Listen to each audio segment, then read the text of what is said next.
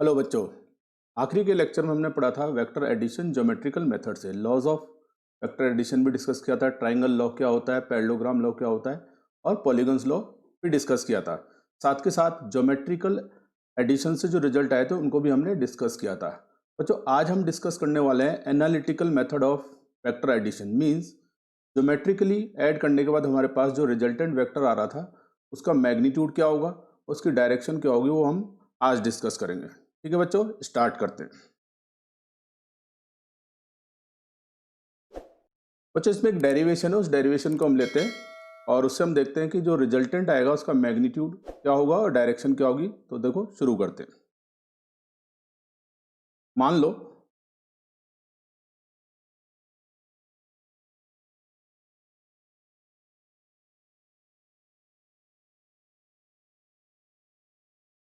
चलो मान लेते हैं let assume that vector A plus vector B,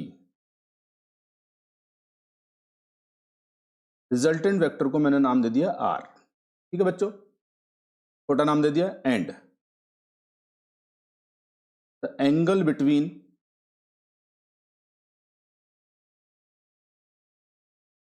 vector A and vector B is theta. ठीक है, और हमें करना क्या है, हमें वेक्टर ए और वेक्टर बी के बीच का एंगल थीटा दिया हुआ है, वेक्टर ए का मैग्नीट्यूड दिया हुआ है, वेक्टर बी का मैग्नीट्यूड दिया हुआ है, वेक्टर आर का मैग्नीट्यूड क्या होगा वो हमें निकालना है। ठीक है, चलो शुरू करते हैं। तो मैंने आपको लास्ट टाइम पे बताया था दो वेक्टर को आप चाहे ट्राइंगल लॉ से ऐड करें चाहे पैरेललोग्राम से ऐड करें सेम रिजल्ट आता है। ये डेरिवेशन हम पैरेललोग्राम से करते हैं। ठीक है, चलो मान लेते हैं मेरे पास दो वेक्टर हैं ए और बी।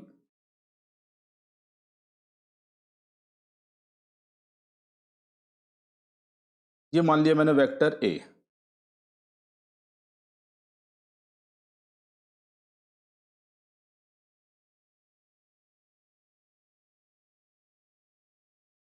ये हो गया वेक्टर बी। ठीक है, सपोज तो बच्चों ये हो गया वेक्टर ए, ये हो गया वेक्टर बी और इनके बीच का एंगल हो गया थीटा। पैरेललोग्राम की अगर हम बात करें तो इसको हमें पैरेललोग्राम बनाना पड़ेगा और दोनों वेक्टर के इंटरसेक्शन पॉइंट से जो डायगोनल जाएगा वो रिप्रेजेंट करेगा इन दोनों वेक्टर के रिजल्टेंट को। चलो पैरेललोग्राम कंप्लीट करते हैं। पैरेललोग्राम कंप्लीट करने के लिए क्या करूंगा, बी के हेड से ए की जितनी लेंथ है उतनी लेंथ की एक लाइन ड्रॉ करूंगा और वेक्टर ए के पैरेलल। देखो ये एक लाइन ड्रॉ करा रहे हैं, ये हो गया ए लेंथ एक लाइन और वेक्टर ए के पैरेलल। इसी तरह से हम क्या करेंगे, वेक्टर बी के पैरेलल, वेक्टर बी के पैरेलल हम एक लाइन बनाएंगे सेम लेंथ का। तो बच्चों ये हो गया पैरेललोग्राम, कंप्लीट हो गया।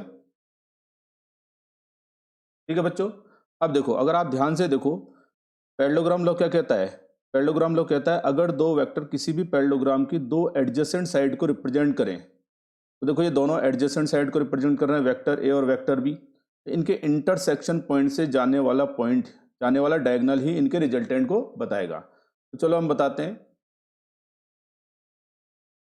बना लेते हैं। तो इस इंटरसेक्शन पॉइंट से जो डायगोनल जाएगा वो रिप्रेजेंट करेगा इन दोनों वेक्टर के रिजल्टेंट को और उसको बोल देंगे वेक्टर आर। ठीक है, ये हो गया वेक्टर आर।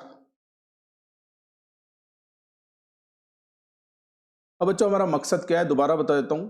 इस डायग्राम को आप देखें तो वेक्टर ए की लेंथ पता है मेरे पास, यानी ये वाली साइड की लेंथ पता है ए, इस साइड की लेंथ पता है बी और दोनों साइड के बीच में एंगल थीटा पता है और मुझे वेक्टर आर ये वाली लेंथ निकालनी है, ब्लू कलर की जो लाइन है उसकी लेंथ निकालनी है। कैसे निकालें, तो बच्चों इस डेरिवेशन शुरू करने से पहले मैं आपको बताऊंगा राइट एंगल ट्राइंगल की बात करें तो ज़्यादातर बच्चों को राइट एंगल की प्रॉपर्टी पता होती है। Sine function, cosine function, tangent function पता होता है कि अगर आपका राइट एंगल ट्राइंगल है तो साइन फंक्शन से आप दो साइड में रेशियो निकाल सकते हैं परपेंडिकुलर और हाइपोटेनस में, ऐसे कोसाइन फंक्शन से आप निकाल सकते हैं बेस और हाइपोटेनस में। ठीक है, और राइट एंगल ट्राइंगल के लिए पाइथागोरस थ्योरम भी एप्लीकेबल होती है। तो यहाँ पर हम कोशिश करते हैं कैसे ना कैसे राइट एंगल ट्राइंगल बनाएंगे। हम क्या करते हैं, मान लेते हैं वेक्टर ए के लाइन ऑफ एक्शन को मैं राइट हैंड साइड थोड़ा एक्सटेंड कर देता हूँ।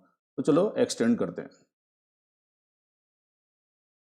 तो देखो ये है वेक्टर ए, इसके लाइन ऑफ एक्शन को मैंने राइट हैंड साइड में थोड़ा इंक्रीज कर दिया। ठीक है, सेम पैटर्न पे हम क्या करेंगे, इस पॉइंट से वेक्टर आर के हेड से यानी पैरेललोग्राम के इस वर्टेक्स से मैं इस line of action vector A का जो लाइन ऑफ एक्शन आगे मैंने एक्सटेंड किया इस पे परपेंडिकुलर ड्रॉ कर सकते हैं। चलो ड्रॉ करते हैं। देखो यहां से ड्रॉ करते हैं।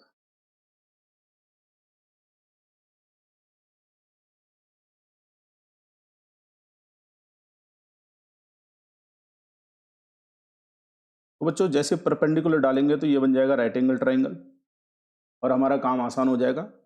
और चलो जो एक्स्ट्रा पोर्शन आ रहा है उसको हम डिलीट कर देते हैं।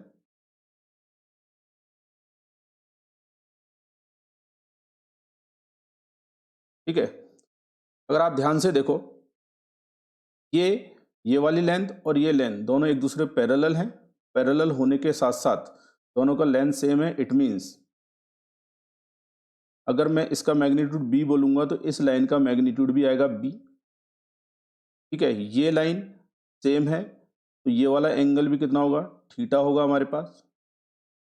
ठीक है, तो ऐसा करते हैं, कुछ वर्टेक्स को नाम देते हैं। मान लेते हैं इस वर्टेक्स को मैंने बोल दिया o, इस वर्टेक्स को मैंने बोल दिया p, इस वर्टेक्स को बोल दिया q और इस वर्टेक्स को बोल दिया s। और ये नॉर्मल ड्रॉ किया तो इसको एंड ड्रॉ कर दिया। ठीक है बच्चों, अगर आप ध्यान से देखो तो इसमें एक बड़ा वाला राइट एंगल ट्राइंगल नजर आ रहा है और बड़े वाले राइट एंगल ट्राइंगल का मैं नाम ले रहा हूँ, यह है ONQ। अगर आप ध्यान से देखो तो अगर आप देखो ONQ राइट एंगल ट्राइंगल को देखो तो OQ बनेगा हाइपोटेनस। ठीक है, जो हमें कैलकुलेट करना है। और O से लेकर N तक जो लेंथ बनेगी और N से लेकर Q तक जो लेंथ बनेगा, एक बनेगा परपेंडिकुलर, दूसरा बनेगा बेस बनेगा। तो पाइथागोरस थ्योरम अप्लाई करके हम आर की वैल्यू कैलकुलेट कर सकते हैं, मीन्स ओ की वैल्यू कैलकुलेट कर सकते हैं। लेकिन इसमें प्रॉब्लम है, ओ से पी तक जो लेंथ है वो हमें पता है ए, लेकिन पी से एन तक की लेंथ पता नहीं है और एन से क्यू तक की लेंथ पता नहीं है। तो सबसे पहले हम क्या करेंगे, लेंथ पी एन और एन क्यू कैलकुलेट करेंगे। ठीक है, कैसे कैलकुलेट करते हैं, तो बच्चों देखो आपको यहाँ पे राइट एंगल ट्राइंगल नजर आ रहा है पी एन क्यू, आ रहा है कि नहीं आ रहा है। तो मैं यहाँ पर लिखता हूँ by right angle triangle P N Q. देखो इस राइट एंगल ट्राइंगल को देखो तो ये थीटा गिवन है हमारे पास। ठीक है, 90 डिग्री के सामने वाली साइड जो है उसे बोलते हैं हाइपोटेनस और ये किसके इक्वल है, बी के इक्वल है। इसका मतलब हमें क्यू एन कैलकुलेट करना है। क्यू एन का मतलब है परपेंडिकुलर कैलकुलेट करना और पी एन का मतलब बेस कैलकुलेट करना है। मीन्स हाइपोटेनस पता है और हमें परपेंडिकुलर कैलकुलेट करना है, कर सकते हैं साइन फंक्शन से। और हमें हाइपोटेनस पता है, बेस कैलकुलेट करना है तो हम कोसाइन फंक्शन से। कैसे, देखो साइन फंक्शन की बात करें तो ये आएगा साइन थीटा और साइन थीटा होता है परपेंडिकुलर अपॉन हाइपोटेनस। तो इस डायग्राम में परपेंडिकुलर होगा क्यू एन, ये बनेगा क्यू एन और हाइपोटेनस बनेगा हमारे पास पी क्यू जिसकी वैल्यू बी के इक्वल है। इट मीन्स सो यहां से मेरे को क्यू एन जो मिलेगा वो मिलेगा बी साइन थीटा। ठीक है, मान लेते हैं इसको रिलेशन नंबर 1 बोल देते हैं। तो बच्चों ट्रिग्नोमेट्री फंक्शन साइन फंक्शन की हेल्प से मैंने क्यू एन कैलकुलेट कर लिया। सेम पैटर्न पे सिमिलरली कोसाइन फंक्शन इस्तेमाल करते हैं, कॉस थीटा। कोसाइन फंक्शन किसके इक्वल होता है, बेस अपॉन हाइपोटेनस। यहाँ पे बेस कितना है, पी एन, जो हमें कैलकुलेट करना है। देख लो ध्यान से, हाइपोटेनस किसके इक्वल है, पी क्यू के इक्वल, और पी क्यू किसके इक्वल है, बी के इक्वल। इट मीन्स यहां से हमें मिलेगा पी एन की वैल्यू मिलेगी बी कॉस थीटा। तो बच्चों हमने क्या किया, छोटा वाला जो राइट एंगल ट्राइंगल है पी एन क्यू, उसकी हेल्प से मैंने क्यू एन और पी एन कैलकुलेट कर लिया। तो बच्चों ये हो गया हमारे पास पहले स्टेज पे। अब हम क्या करेंगे, इस बड़े वाले राइट एंगल ट्राइंगल को कंसिडर करते हैं। देखो by right angle triangle O N Q, ध्यान से देखो आप, बड़े वाले राइट एंगल को देखो तो ओ एन क्यू है कि नहीं है, राइट एंगल ट्राइंगल हो गया। अगर आप इसको देखें तो ओ से क्यू तक बन जाएगा हाइपोटेनस, तो अपन लगाएंगे पाइथागोरस थ्योरम। कैसे लगा रहा हूं ध्यान से देखो, ओ क्यू बन गया हाइपोटेनस, ये बन जाएगा ओ क्यू का square is equal to O N का स्क्वायर हो जाएगा प्लस एन क्यू का स्क्वायर हो जाएगा। क्लियर है बच्चों? ओ क्यू किसके इक्वल है, आर के इक्वल, ये हो जाएगा R square is equal to O N, तो ओ एन देखो बच्चों ओपी प्लस पी एन, और ओपी की वैल्यू किसके इक्वल है, ए के इक्वल, वेक्टर ए का मैग्नीट्यूड है, और पी एन की वैल्यू देखो हमने कैलकुलेट की हुई है बी कॉस थीटा, तो ये बनेगा हमारे पास ओ एन जो बनेगा A plus B cos theta whole square आ जाएगा, प्लस क्यू एन बोलो एन क्यू बोलो, बात एक ही है, और क्यू एन की वैल्यू हमारे पास कितनी है, बी साइन थीटा का स्क्वायर कर देंगे। तो देखो ये वाली जो मैंने इक्वेशन लिखी है, इससे हम आर की वैल्यू कैलकुलेट कर सकते हैं। मीन्स आर का जो फॉर्मूला आएगा उसमें ए का मैग्नीट्यूड भी आ गया, बी का मैग्नीट्यूड भी आ रहा है, थीटा भी आ गया। ठीक है, चलो इसको सिंप्लीफाई करते हैं। ए प्लस बी का होल स्क्वायर हमें पता होता है A square plus B square plus 2ab cos theta. चलो ओपन करते हैं, ए स्क्वायर हो गया, सेकंड टर्म है बी कॉस थीटा, इसका स्क्वायर करेंगे तो ये आएगा B square cos square theta, ये आएगा B square sine square theta. ठीक है, सॉरी थोड़ा जल्दीबाजी कर दी।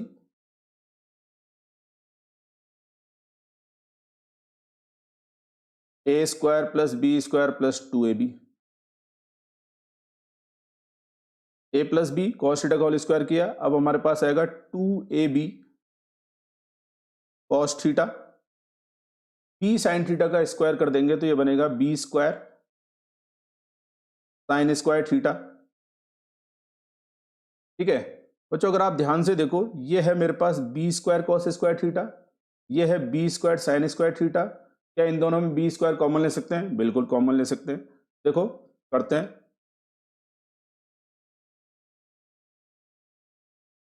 यहां से लिखना शुरू कर देते हैं। R square is equal to A square अपनी जगह देखो, तो देखो B square cos square theta, B square sine square theta में बी स्क्वायर कॉमन आएगा कि नहीं आएगा? आएगा, तो बी स्क्वायर कॉमन आ गया, ये बनेगा मेरे पास cos square theta plus sine square theta plus 2ab cos theta. ठीक है, सब बच्चों को पता है sine square theta plus cos square theta किसके इक्वल होता है? 1 के इक्वल होता है। मींस जब मैं cos square theta plus sine square theta की वैल्यू 1 के इक्वल लिखूंगा तो R square is equal to बनेगा A square plus B square plus 2ab cos theta. It means so, clear नजर आ रहा है? एक आसान सा फॉर्मूला आ गया आपके सामने। रिजल्टेंट वेक्टर जो आएगा उसका जो मैग्नीट्यूड आएगा उसका फॉर्मूला होगा हमारे पास under root A square plus B square plus 2ab cos theta. तो ये फॉर्मूला आपको याद होना चाहिए। दो वेक्टर हैं, दोनों वेक्टर के बीच में एंगल थीटा है, उनको ऐड करने पे जो रिजल्टेंट वेक्टर आएगा उसका फॉर्मूला होगा under root A square plus B square plus 2ab cos theta. बच्चों ये फॉर्मूला काफी इंपॉर्टेंट है और आपको याद होना चाहिए। ठीक है, इस फॉर्मूले को अभी हम डिस्कस करेंगे, लेकिन अभी ये तो आया हमारे पास रिजल्टेंट वेक्टर का मैग्नीट्यूड, वेक्टर आर की लेंथ आई है। ठीक है, अब हमको चाहिए डायरेक्शन। क्या चाहिए? डायरेक्शन का मतलब होता है जो रिजल्टेंट वेक्टर आर आया है, वेक्टर ए के साथ में या वेक्टर बी के साथ में कितना एंगल बना रहा है। मान लो ये रिजल्टेंट वेक्टर वेक्टर ए के साथ में एल्फा एंगल बना रहा है। कितना एंगल बना रहा है? एल्फा। हमें एल्फा कैलकुलेट करना है, तो देखो एल्फा बहुत इजीली आप कैलकुलेट कर सकते हो, थोड़ा सा मैथमेटिक्स लगानी जरूरी है। क्यों कर रहे हैं ये भी आपको समझ में आना चाहिए। O N Q right angle triangle है, वेक्टर ए का मैग्नीट्यूड आपको दिया है, वेक्टर बी का मैग्नीट्यूड आपको दिया है, ठीक है, और थीटा दिया है। तो क्या मैं यहां पर एल्फा की वैल्यू अगर कैलकुलेट करता हूं, ध्यान से देखना, ए पता है मुझे, पी एन मैंने कैलकुलेट कर लिया, एल्फा के अपोजिट साइड को बोलूंगा परपेंडिकुलर, और ये वाली साइड को बोलूंगा बेस। परपेंडिकुलर बेस में रिलेशन किससे आएगा, अल्फा से, सॉरी टेंजेंट फंक्शन से आएगा। इट मीन यहाँ पे टेन अल्फा से हम अल्फा निकाल सकते हैं। तो मान लेते हैं, let assume that, let vector R makes an angle alpha with vector A. मान लो हम अल्फा नाम दे देते हैं, ठीक है। सो बाय ट्राइंगल, देखो राइट एंगल ट्राइंगल कौन सा है, आराम से देख लेते हैं, ओ एन क्यू, ठीक है, O N Q, O N Q, tan alpha, ठीक है। और टेंजेंट फंक्शन किसके इक्वल होता है, परपेंडिकुलर अपॉन बेस। तो देखो टेन अल्फा की बात करें तो परपेंडिकुलर है क्यू एन और ओ एन हमारे पास बेस, ये बनेगा Q N upon O N. चलो वैल्यू रखते हैं, टेन अल्फा, क्यू एन किसके इक्वल है आप देख लो, निकाल चुके हैं रिलेशन नंबर 1 में, बी साइन थीटा।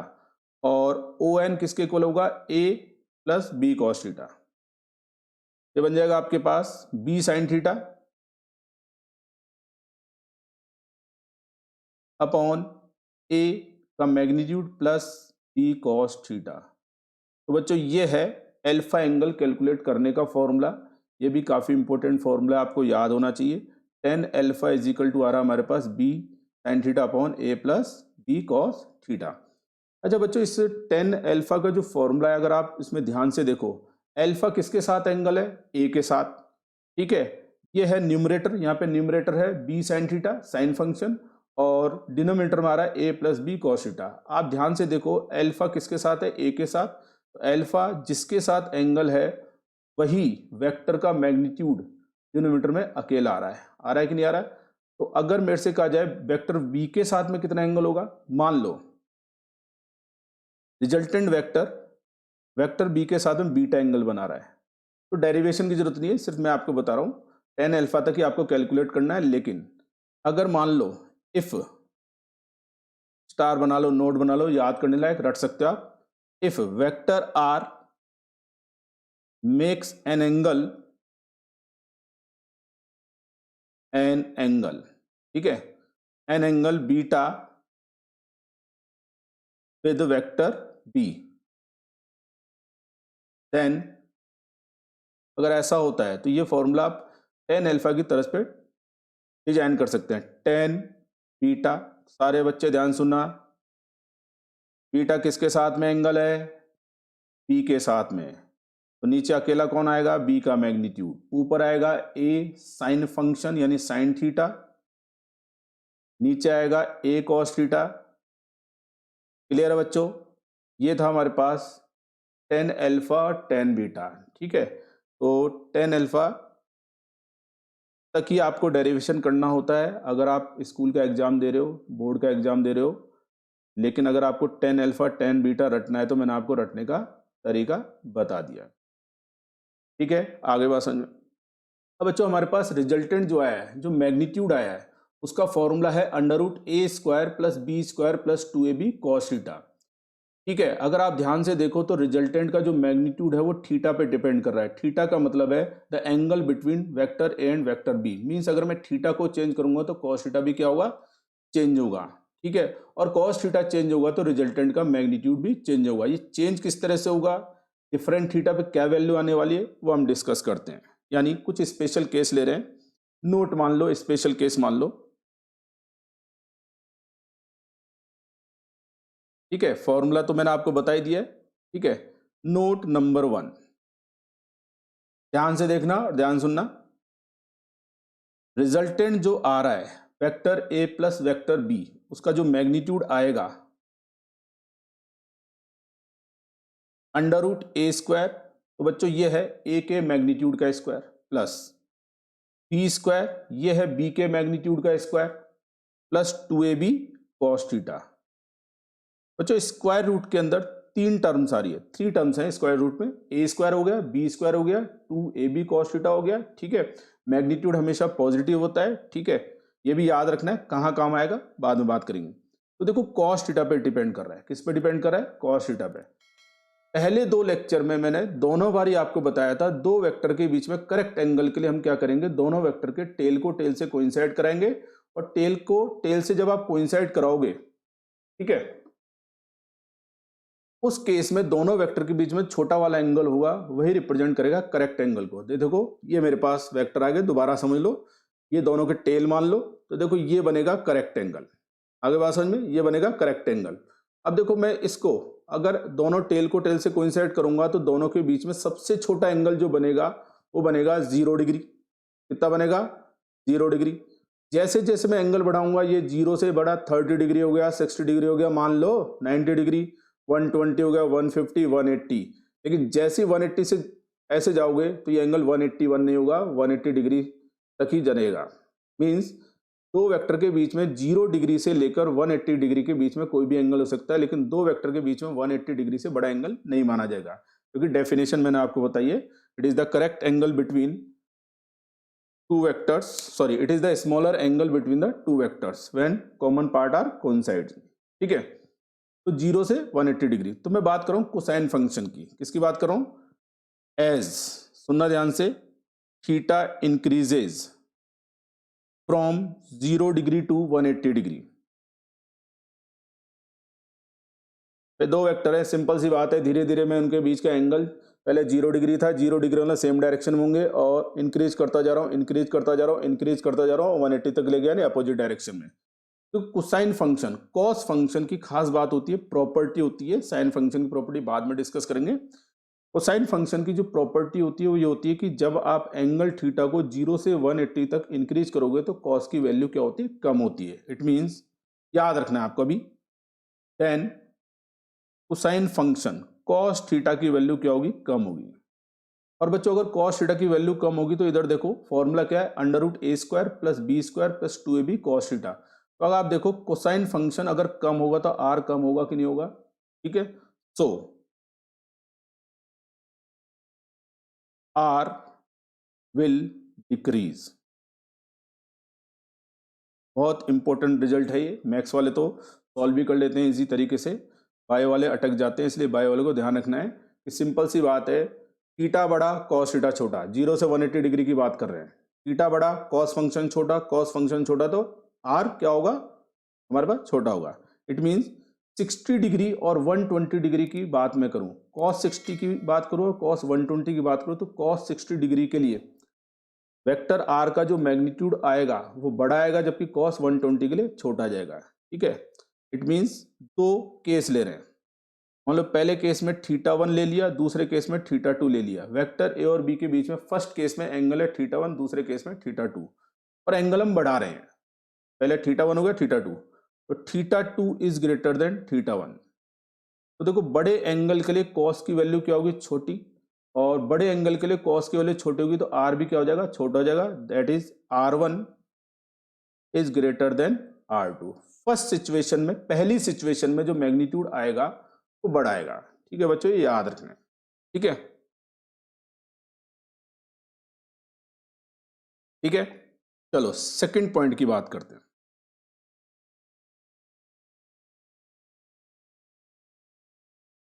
ठीक है, फर्स्ट पॉइंट से आपको हल्का फुल्का ये भी आइडिया मिल गया होगा कि 0 से 180 डिग्री तक जाते जाते कॉस की वैल्यू क्या हो रही है, कम हो रही है। ठीक है, यही हम आगे काम लेने वाले हैं। सेकंड केस की बात करें तो देखो 2ab cos theta, cosine function की मैं बात कर रहा हूं, तो बच्चों if theta is equal to 0 degree, second case ले रहे हैं, theta is equal to 0 degree का मतलब है दैट इज वेक्टर ए और वेक्टर बी पैरेलल है, सेम डायरेक्शन में है। ठीक है, सेम डायरेक्शन में, ठीक है। और आपको पता होना चाहिए 10th क्लास में पढ़ा है, कॉस 0 डिग्री की वैल्यू होती है +1, कितनी होती है, +1। और 11th में आप अभी अभी आए या 12th वाले बच्चे, टारगेट वाले बच्चे पढ़ रहे हैं, तो मैं आपको बता देता हूं, कॉस की वैल्यू जो 1 होती है +1 कोसाइन फंक्शन की मैक्सिमम वैल्यू होती है, यानी इससे ज्यादा कॉस की वैल्यू नहीं आ सकती है। मैं यहां बता भी देता हूं, ठीक है, अलग से लिख के बताता हूं। जो कोसाइन फंक्शन की बात करें इसकी वैल्यू -1 से लेकर +1 के बीच में वेरी करती है। -1 भी हो सकती है, +1 भी हो सकती है, इसके बीच में हो सकती है, डिपेंड करेगा एंगल पे। मीन्स कॉस फंक्शन की मैं बात करता हूं तो कॉस की मैक्सिमम वैल्यू आएगी +1। एंगल थीटा कितना ही कर दो, कॉस की वैल्यू +1 से ज्यादा नहीं आ सकती। और मिनिमम सबसे कम वैल्यू जो आएगी वो आएगी -1। एंगल थीटा की वैल्यू कितनी आप चेंज कर दो, कॉस की वैल्यू -1 से कम नहीं आएगी। ठीक है, तो सेकंड केस में मैं पहले रहा हूं कॉस की मैक्सिमम वैल्यू। ठीक है, थीटा 0 होगा तो कॉस 0 1 आएगी, 1 आएगी और ये आएगा मैक्सिमम। तो सारे बच्चे ध्यान से सुनेंगे। फॉर्मूला है हमारे पास r is equal to √a² + b² + 2ab cos theta. तो RHS में अगर आप देखें तो RHS में आ रहा है कॉस, और अगर कॉस थीटा मैक्सिमम है, ये पूरा मैक्सिमम आएगा। मींस अगर RHS मैक्सिमम है तो R भी क्या आएगा, मैक्सिमम। इट मींस इस केस में जो मैग्नीट्यूड आने वाला है मैक्सिमम। ठीक है, इट मींस वेक्टर ए और वेक्टर बी को जब ऐड करेंगे, अगर वो दोनों सेम डायरेक्शन में है तो जो रिजल्टेंट आएगा उसका मैग्नीट्यूड सबसे बड़ा आएगा। ठीक है, कैसे? आर मैक्सिमम लिखूंगा, अंडर रूट आएगा, a² अपनी जगह, b² अपनी जगह, 2ab cos थीटा। तो बच्चों 2ab cos थीटा, और 2ab cos थीटा की वैल्यू कितनी है, 1। क्या बन रहा है ये, स्क्वायर रूट के अंदर अगर आप देखो तो क्या बन रहा है ये, a² + b² + 2ab। a² + b² + 2ab क्या लिख सकते हैं, a + b का होल स्क्वायर।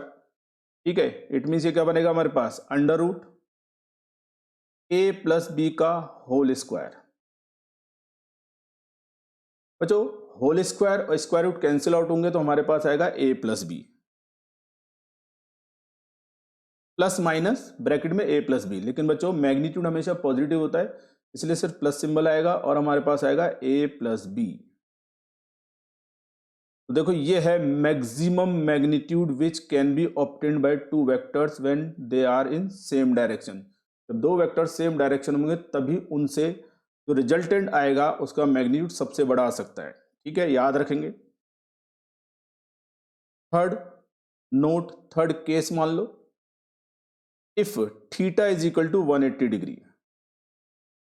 बच्चों मैं क्या ले रहा हूं, मैंने आपको शुरू में बताया कि दो वेक्टर के बीच में एंगल 0 से लेकर 180 डिग्री तो हो सकता है। तो मैंने पहले 0 डिग्री वाला केस लिया, अब ले रहा हूं 180 डिग्री वाला केस। देखो theta is equal to 180 degree का मतलब है दोनों वेक्टर जो होंगे वो 180 डिग्री पर है, यानी अपोजिट डायरेक्शन में। ये एंगल बनेगा 180 डिग्री, ये इस डायरेक्शन में जा रहा है, ये इस डायरेक्शन में जा रहा है। इट मीन अपोजिट डायरेक्शन में, जिसको आप बोल सकते हैं एंटी पैरेलल बोल सकते हैं। It means that is vector A is anti parallel to vector B. ठीक है, देन cos 180 की वैल्यू सारे बच्चे अभी हाल फिलहाल याद रखेंगे। cos 180 की वैल्यू होती है -1, यानी इस केस में cos थीटा की वैल्यू क्या होगी, -1। और आपको बताया था cos फंक्शन की वैल्यू -1 से +1 हो सकती है, और -1 cos फंक्शन की मिनिमम वैल्यू होती है। इट मीन्स इस केस में जब थीटा 180 डिग्री होगा उस केस में cos जो आएगा वो आएगा मिनिमम वैल्यू अटेन करेगा। और जाहिर सी बात है अगर cos थीटा की वैल्यू मिनिमम है तो r भी क्या होगा, minimum. So r is equal to √a² + b² + 2ab cos theta वाले फॉर्मूले में cos की वैल्यू रख रहा हूं। इट मीन्स इस केस में r तो आएगा आपका मिनिमम वैल्यू अटेन करेगा, और ये आपके पास a² फॉर्मूला है उसमें वैल्यू पुट कर रहे हैं, +b² हो गया + 2ab मल्टीप्लाई बाय -1। मल्टीप्लाई कर दो, क्या बनेगा हमारे पास, a² + b²। तो देखो -1 से मल्टीप्लाई करो, माइनस बाहर आ जाएगा और ये बनेगा -2ab। यानी अगर आप देखो तो स्क्वायर रूट में आ रहा है a² + b² - 2ab। सारे बच्चे ध्यान से सुनेंगे, चाहे तो आप पॉज करके भी देख सकते हैं, पूरे डेरिवेशन स्टेप बाय स्टेप। तो बच्चों a² + b² - 2ab का मतलब होता है a - b का होल स्क्वायर होता है, साथ के साथ b - a का होल स्क्वायर भी होता है। ठीक है, it means a² + b² - 2ab को आप a - b का होल स्क्वायर लिख दो, कोई फर्क नहीं पड़ेगा। b - a का होल स्क्वायर लिख दो, बात वही है। इट मीन्स स्क्वायर रूट लेंगे तो या तो मेरे पास आएगा a - b या आएगा मेरे पास b - a। लेकिन बच्चों मैग्नीट्यूड हमेशा पॉजिटिव होता है, ये याद रखो, बार बार बोल चुका हूं। मैग्नीट्यूड हमेशा क्या होता है, पॉजिटिव होता है। तो मैग्नीट्यूड पॉजिटिव होगा तो इसको हम कैसे लिखेंगे, या तो ऐसे लिखते हैं, ऐसे। इसका मतलब होता है बड़ा मैग्नीट्यूड माइनस छोटा मैग्नीट्यूड। अगर ए का मैग्नीट्यूड बड़ा है तो फॉर्मूला बनेगा ए माइनस बी, आंसर जो बनेगा। अगर बी का मैग्नीट्यूड है तो आप लिखेंगे बी माइनस ए। क्लियर है? ठीक है। या कभी कभी ऐसे भी लिख देते हैं, दोनों के मैग्नीट्यूड का डिफरेंस होता है और ये सिंबल लगा देते हैं, इसे बोलते हैं मॉडुलस बोलते हैं। क्या बोलते हैं इसको? मॉडुलस बोलते हैं। आगे बात समझ में? तो देखो, अगर मैं सेकंड और थर्ड केस की बात करूं, सेकंड और थर्ड केस से अगर आप देखो तो मैक्सिमम मैग्नीट्यूड मिला a प्लस बी, मिनिमम कितना मिला a माइनस बी। यानी मिनिमम का मतलब है दोनों वेक्टर के मैग्नीट्यूड का डिफरेंस। सेकंड और थर्ड पॉइंट से by second and third note, वो आपको बता रहा हूं। मुझे जो रिजल्ट मिला है कि वेक्टर ए और बी के बीच में थीटा को वेरी कर रहे हैं, तो आर की वैल्यू जो मिल रही है मेरे को ए माइनस बी से लेके, चलो इस केस में मैं मान लेता हूं ए का मैग्नीट्यूड बड़ा है, ए प्लस बी तक कुछ भी मिल सकता है। ठीक है, इसे रेंज भी बोल देते हैं। वेक्टर ए और बी के एडिशन से जो रिजल्टेंट आ रहा है, उसका जो मैग्नीट्यूड आ रहा है, उसकी रेंज बता दी। ए माइनस बी से ए प्लस बी तक कुछ भी हो सकता है। बच्चों यही है लॉ ऑफ वेक्टर एडिशन, जो हमने पहले 2 लेक्चर में आपको बार बार बताया था कि डिस्प्लेसमेंट था 3 मीटर, दूसरा डिस्प्लेसमेंट था 4 मीटर, दोनों को ऐड करें तो किसी में 1 मीटर आ रहा था, किसी में हमारे पास 5 मीटर आ रहा था, किसी में 7 मीटर आ रहा था। तो इस फॉर्मूले के अकॉर्डिंग भी आप निकाल सकते हो। ठीक है, आगे बात समझ में? जैसे मैं बात करूं, छोटा सा एग्जाम्पल लूं, मेरे पास वही एग्जाम्पल ले रहा हूं। 2 वेक्टर हैं, एक का मैग्नीट्यूड 3 है, दूसरे का 4 है। दोनों का जब भी आप वेक्टर एडिशन करोगे तो इनका रिजल्टेंट जो आएगा, उसके मैग्नीट्यूड की जो वैल्यू होगी डिपेंड करेगा थीटा पर। लेकिन अगर मैं ऊपर वाले कंसेप्ट की बात करूं, रेंज की बात करूं, तो इन दोनों का जो रिजल्टेंट बनेगा, उस केस में जो आर बनेगा, मैग्नीट्यूड बनेगा, उसकी वैल्यू 1 से लेकर 7 तक कुछ भी आ सकती है। देख लो ध्यान से। 7 कब आएगा? जब सेम डायरेक्शन में होंगे, याद रखना है। सेम डायरेक्शन मतलब एंगल सबसे छोटा, 1 मतलब सबसे छोटा आ रहा है। और ये कब आएगा? जब दोनों वेक्टर क्या होंगे? अपोजिट डायरेक्शन में। अपोजिट डायरेक्शन मतलब एंगल कितना होगा? 180 डिग्री। आगे बात समझ में बच्चों? सेकंड नोट और थर्ड नोट से मैंने आपको जो रेंज आ रही है मैग्नीट्यूड की, वो मैंने आपको डिस्कस करके बताई। चलो वापस चलते हैं सेकंड केस पर। यहाँ पे मैंने अल्फा को डिस्कस नहीं किया, उसको डिस्कस करने की जरूरत नहीं, सिंपल सी बात है।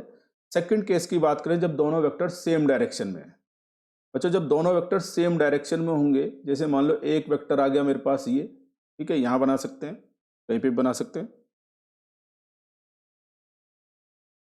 चलो यहां बता देता हूं मैं आपको, यहां पर। ठीक है, ये मान लो वेक्टर ए आ गया, जिसका मैग्नीट्यूड 3 ले लो। ये वेक्टर बी आ गया, जिसका मैग्नीट्यूड आपने 4 ले लिया है। बच्चों ये दोनों वेक्टर सेम डायरेक्शन में हैं। ठीक है, जब दो वेक्टर सेम डायरेक्शन में होंगे तो रिजल्टेंट का मैग्नीट्यूड आएगा a प्लस बी, और रिजल्टेंट की डायरेक्शन होगी अलोंग एनी वेक्टर। इसी डायरेक्शन में होगी। अलोंग एनी का मतलब है क्योंकि दोनों राइट हैंड साइड है, इट मींस इन दोनों के वेक्टर एडिशन से जो रिजल्टेंट आएगा, उसकी डायरेक्शन राइट हैंड साइड होगी। सेम डायरेक्शन है तो मैग्नीट्यूड होगा a प्लस बी, 3 प्लस 4 7। आगे वो समझ में? याद रखेंगे, दो वेक्टर अगर सेम डायरेक्शन में है तो रिजल्टेंट भी उसी डायरेक्शन में आएगा। बात करते हैं अपोजिट डायरेक्शन की। देखो अपोजिट डायरेक्शन बात करते हैं। मान लेते हैं एक वेक्टर मेरे पास इस तरह से 4 मीटर डिस्प्लेसमेंट मान लो, एक वेक्टर इसके जस्ट अपोजिट है जिसका मैग्नीट्यूड 3 मीटर है। तो पहली बात मैग्नीट्यूड की बात करते हैं। दोनों वेक्टर क्या है? अपोजिट डायरेक्शन में।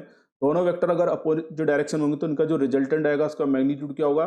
बड़ा वेक्टर माइनस छोटा वेक्टर, 4 माइनस 3 1 आएगा। यानी इन दोनों के एडिशन से जो रिजल्टेंट आएगा, उसका मैग्नीट्यूड आने वाला है 1। लेकिन इस केस में जो डायरेक्शन आएगी वो आएगी अलोंग बड़ा वाला वेक्टर। बड़ा वेक्टर मतलब पहलवान वेक्टर। तो 4 की डायरेक्शन राइट हैंड साइड, इसी डायरेक्शन में 1 आएगा। तो सिंपल सी बात है। पहले केस को तो मैंने आपको बता दिया, जब दो वेक्टर अपोजिट डायरेक्शन में होंगे तो रिजल्टेंट वेक्टर की डायरेक्शन होगी अलोंग बड़ा वाला वेक्टर। याद रखना है, कोई tan अल्फा कैलकुलेट करने की जरूरत नहीं है। ठीक है, आगे बात समझ में क्लियर है? बच्चों फोर्थ केस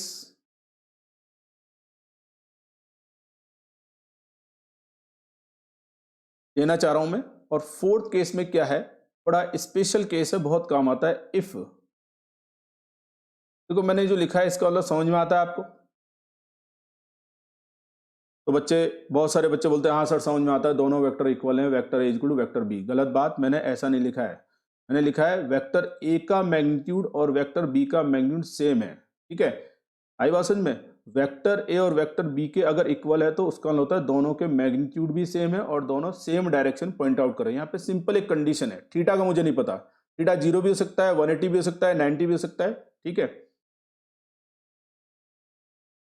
आई बात समझ में? चलो ऐसा करते हैं, इसमें एक मिनट, फोर्थ केस में एक और केस रह गया हमारे। इसलिए मैं टाइम देख रहा था, टाइम के अकॉर्डिंग।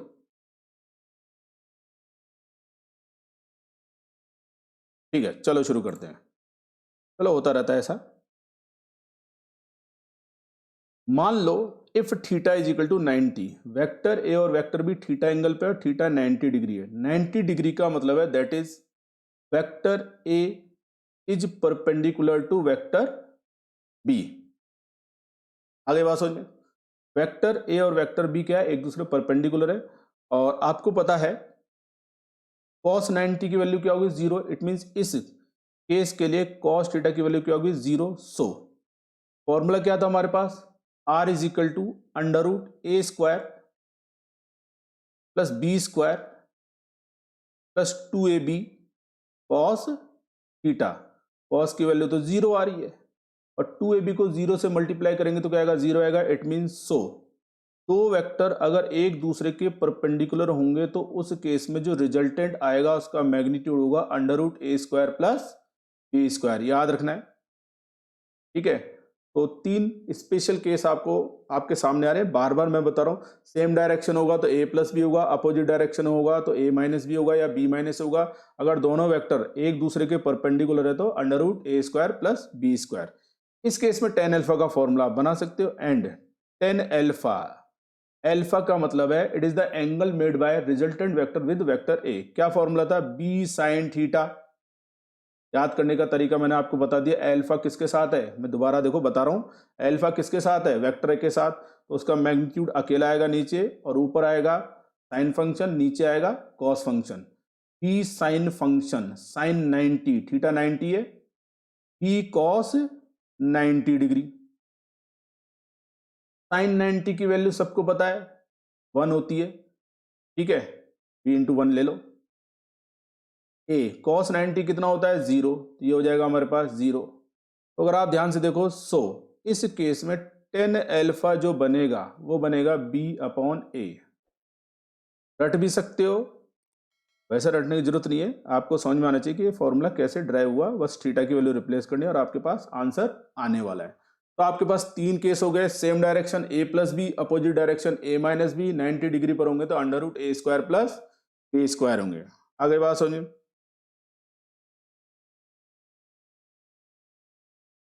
बच्चों ये फोर्थ केस है, इसमें मैं हल्का फुल्का एक और आइडिया देता हूं कि देखो वेक्टर हल्का फुल्का ज्योमेट्री से मिलता जुलता भी है। जैसे अगर आप देखो यहाँ थीटा 90 डिग्री है, वेक्टर ए में वेक्टर बी को ऐड करेंगे तो वेक्टर आर मिलेगा। और ट्राइंगल लॉ के according vector A, vector B, vector R एक ही ट्राइंगल की साइड्स होंगी। तो अगर यहाँ थीटा 90 है तो यहाँ पे क्या बनेगा, राइट एंगल ट्राइंगल। और राइट एंगल ट्राइंगल हमारे लिए 10th क्लास वाले बच्चों के लिए या 11th में जो बच्चे हैं उनके लिए बड़ा आसान खेल होता है। देखो उस राइट एंगल ट्राइंगल से भी मैं रिजल्ट बता सकता हूँ कैसे आ रहे हैं। देखो थोड़ी जगह ले लेते हैं, यहाँ ले लेते हैं, चलो बनाते हैं।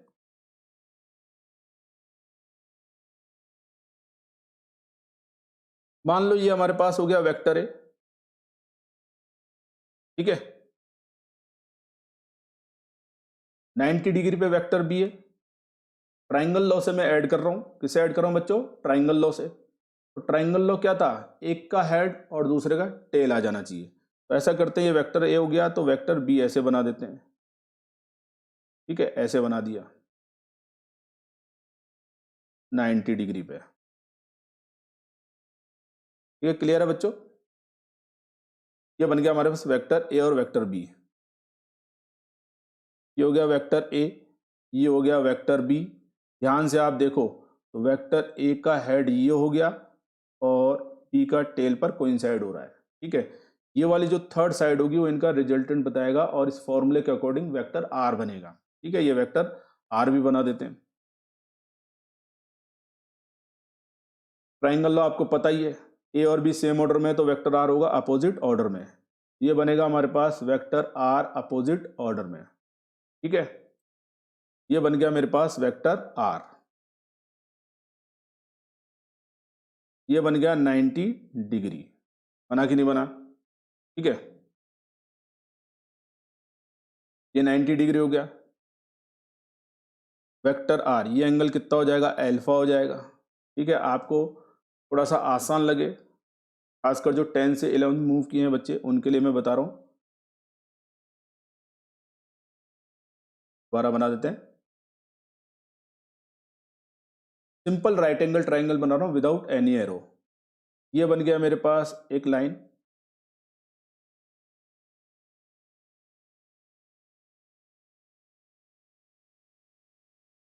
सेम राइट एंगल ट्राइंगल बना रहा हूँ विदाउट एरो।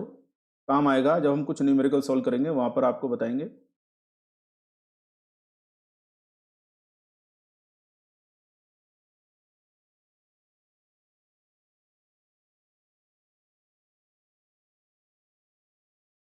ठीक है, ये बन गया राइट एंगल ट्राइंगल। ये राइट एंगल ट्राइंगल मैंने यहां से कॉपी मारा है। देखो अगर आप देखो तो ये एंगल कितना है, अल्फा।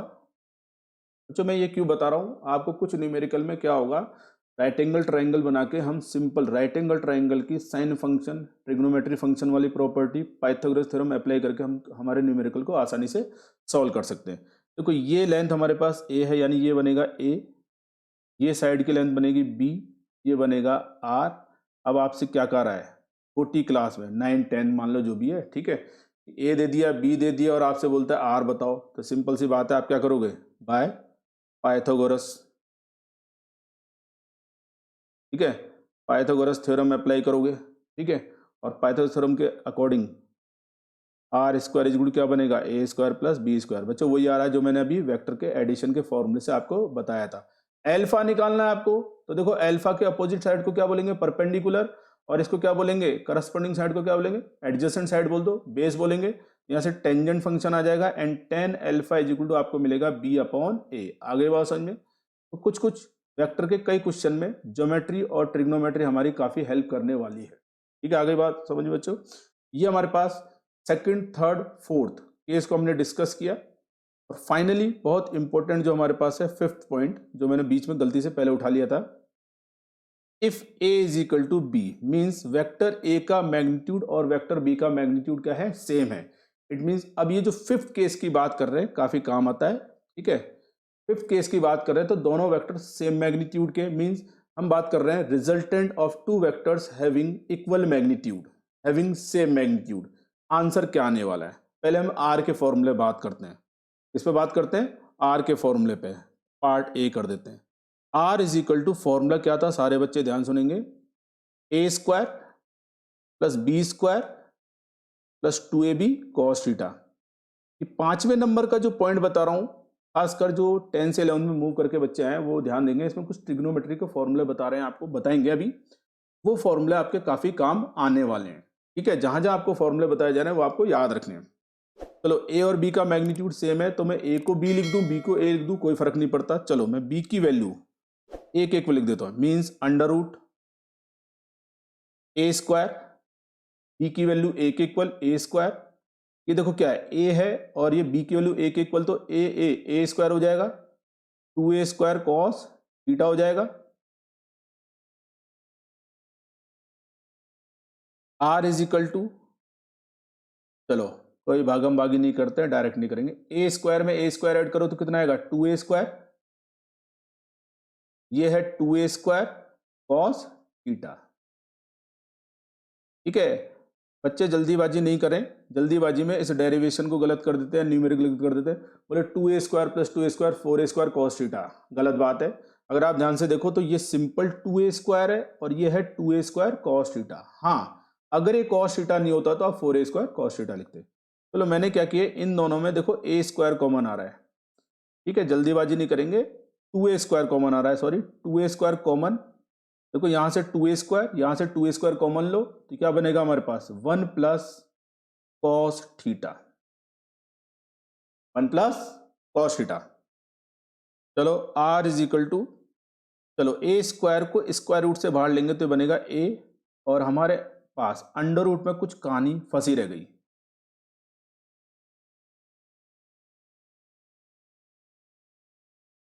ये कुछ कहानी फंसी रह गई है, इससे बाहर कैसे निकले। कई बार हमारी जो ट्रिग्नोमेट्री होगी हमारी हेल्प करेगी। तो कुछ फॉर्मूले हो सकता है आपने 10th में नहीं पढ़े हो सकता है अब आप पढ़ो, कि हाफ एंगल डबल एंगल का फॉर्मूला 1 प्लस कॉस 2 थीटा, ये 2 थीटा है, इसका फॉर्मूला होता है 2 कॉस स्क्वायर थीटा।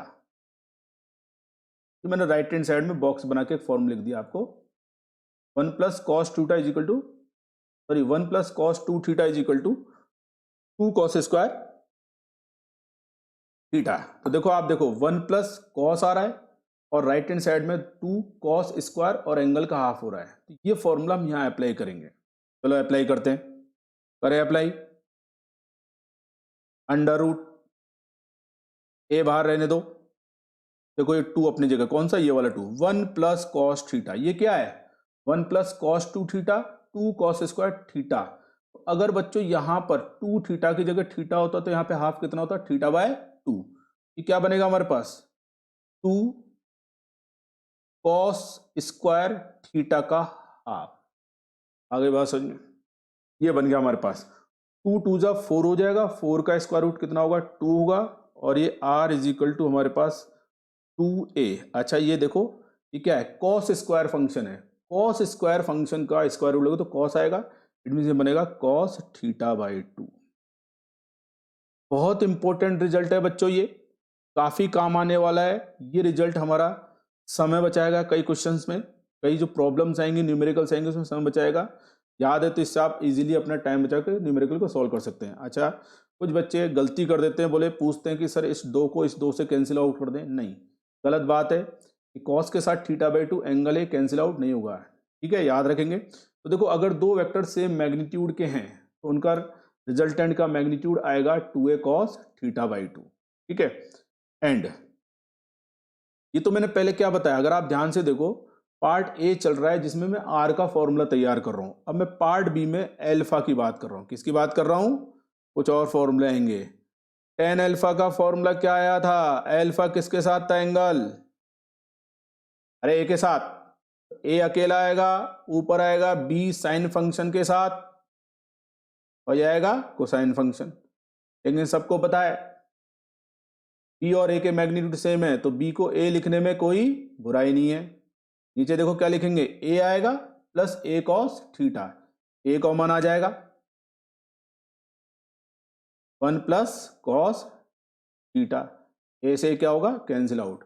ऊपर क्या रहा हमारे पास, तो टेन एल्फा जो आएगा आपके पास वो आएगा साइन थीटा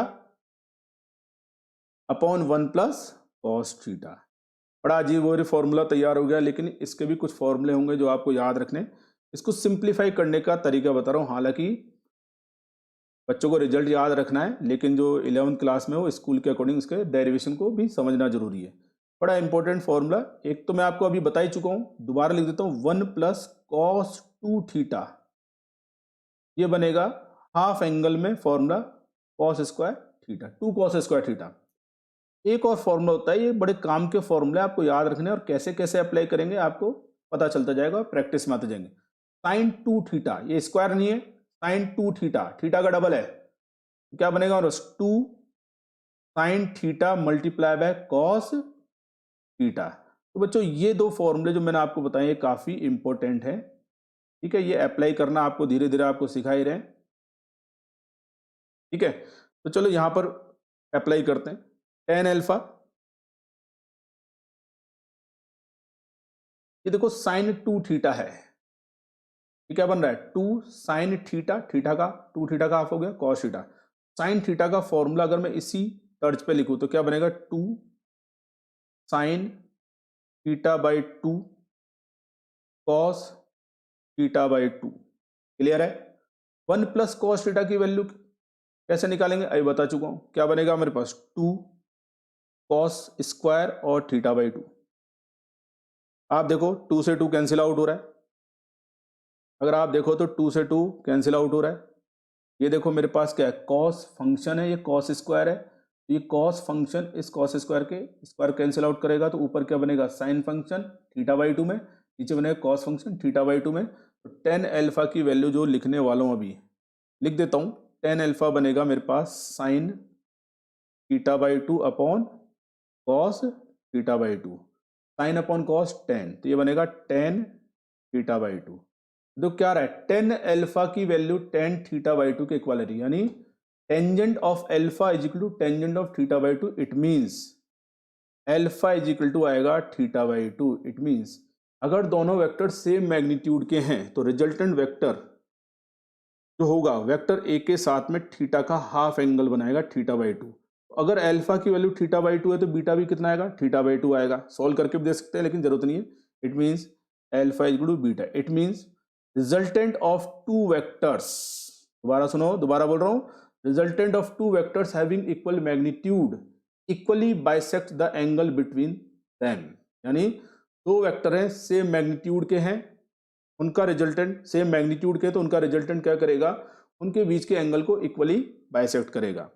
ठीक है, आगे बात समझ में। ये हमने कुछ बच्चों आज एनालिटिकल मेथड डिस्कस किया, कुछ पॉइंट आपको लिए और वो मैंने आपको बताया। ठीक है, चलो हाथों हाथ यहां पर कुछ स्पेशल केसेस ऐसे। पॉइंट नंबर 5 की बात करूं उसी के अंदर कि अगर मान लो, तो पहले तो आपको समझ में चाहिए अगर दो वेक्टर इक्वल मैग्नीट्यूड के तो रिजल्टेंट आएगा 2a cos theta by 2, alpha और बीटा सेम होंगे। आगे बात समझ में। अगर मान लो थीटा, दोनों वेक्टर इक्वल मैग्नीट्यूड के हैं, थीटा 60 डिग्री हुआ, तो जाहिर सी बात है अगर दोनों वेक्टर इक्वल मैग्नीट्यूड के हैं और थीटा 60 है तो इनका रिजल्टेंट इनके बीच के एंगल को इक्वली बाइसेक्ट करेगा। मींस इस केस में जो रिजल्टेंट होगा वेक्टर ए के साथ में 30 डिग्री तो बी के साथ में भी कितना बनाएगा, 30 डिग्री। ठीक है, उसकी बात नहीं कर रहे हम, आर की बात कर रहे हैं।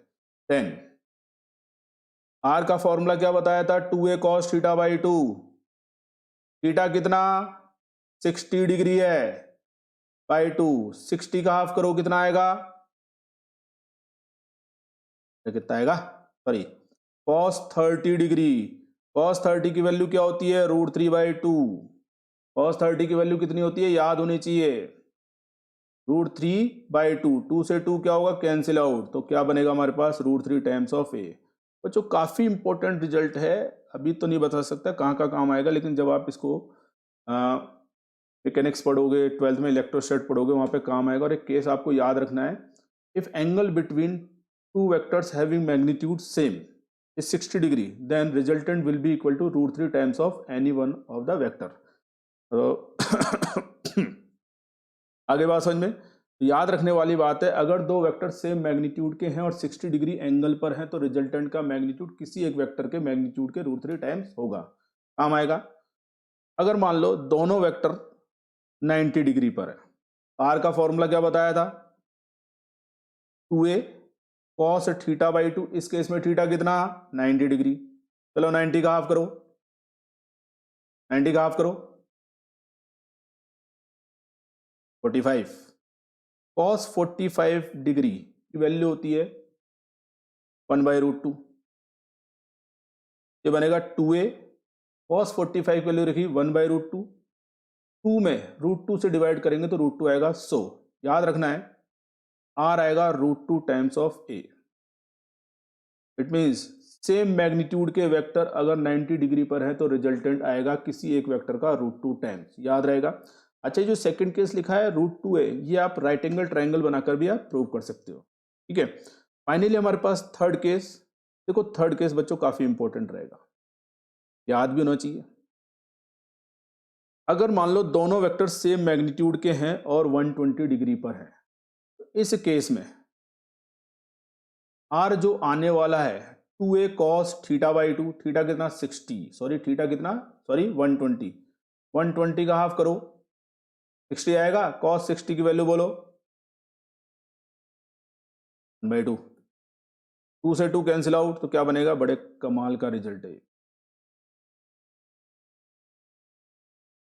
बड़े कमाल का रिजल्ट है। अगर हमारे पास दो वेक्टर सेम मैग्नीट्यूड के हैं 120 डिग्री पर, तो इस केस में जो रिजल्टेंट आएगा उसका मैग्नीट्यूड भी सेम आएगा as compare to either vector, किसी एक वेक्टर के इक्वल के मैग्नीट्यूड के इक्वल आएगा।